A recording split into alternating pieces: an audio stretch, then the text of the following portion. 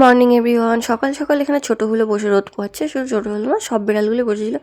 আর আমাদের বাগানে গাছে এত সুন্দর সুন্দর গোলাপ ফুল ফুটেছে, তো দেখতেই পাচ্ছ পুরো গাছটা ভরে গেছে। যেহেতু সকালে বিকেলের ডিউটি, তাই সকাল সকাল উঠে আমার সব কাজকর্ম ঘর গোছানো হয়ে গেছে। তো তারপরে আমি ছাদে এসেছিলাম এখানে রোদ্দুর পোহাতে। আর আমার গলাটা এরম লাগছে, আমার প্রচণ্ড ঠান্ডা লেগেছে। তো পেঁপে গাছে কিন্তু বেশ পেঁপে হচ্ছে। আর সকাল সকাল গুড় দিয়ে মুড়ি খেতে কিন্তু বেশ লাগে।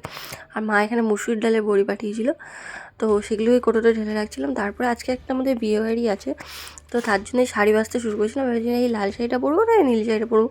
এই নীল শাড়িটা, নীল না, এটা পার্পল কালারের। এটা বহুত দিন পরা হয় না, এটা বেশ পার্টি ওয়ারও আছে। তো ভাবছি কোনটা পরা যায়, তো সেই নিয়ে কনফিউজ। তো বিশাল আসলে পরে তারপরে বিশালকে জিজ্ঞাসা করবো যে কোনটা পরা যায়। তারপর ভাবলাম ফেসে একটু স্ক্রাবিং করে নেওয়া যাক। তো আমি এখানে এবারে ওদের স্ক্রাবারটা নিয়ে নিয়েছি। তো এটা ফেসে, আর ফেসে তো অ্যাপ্লাই করিনি, ফার্স্টে নাকে আর থুতনির মানে ঠোঁটের নিচে একটু অ্যাপ্লাই করে দেখলাম যে কেমন হয়, কোনো সাইড এফেক্ট হয় কি না। তো দেখলাম না, কিছু হয়নি। যেহেতু অ্যালার্জি আছে, অনেক কিছু ভেবে চিন্তে ইউজ করতে হয়। তো তারপরে আমি চলে গেছিলাম চান করতে। চান টান করে আমি নিচে এসে এখানে বসেছিলাম নেল পালিশের বক্সগুলো নিয়ে। যেহেতু নেল পালিশের বক্সটা গোছানোই হচ্ছে না, অনেক ছড়িয়ে গেছে।